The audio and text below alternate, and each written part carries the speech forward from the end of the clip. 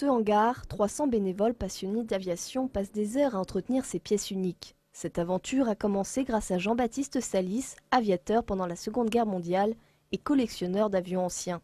Aujourd'hui, son fils Jean a repris le flambeau. Depuis 30 ans, plusieurs acquisitions sont faites et chaque pièce a son histoire, comme ce Polikarpov.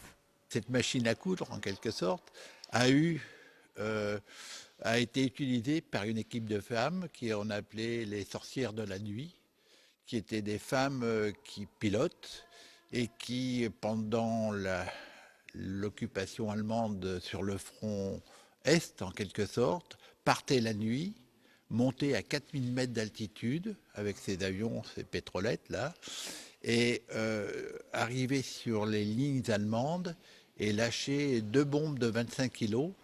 Voici un Blériot de 1913. Comme tous les autres coucous du début du 19e siècle jusqu'à la Seconde Guerre mondiale présent ici, ils volent chaque année plusieurs heures.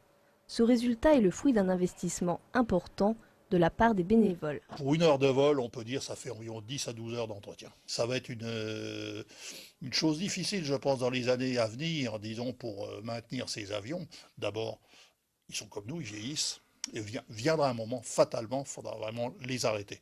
Les arrêter pour moyens financiers, pour moyens, disons, au point de vue matériel, au point de vue pour retrouver des pièces, quoi, disons.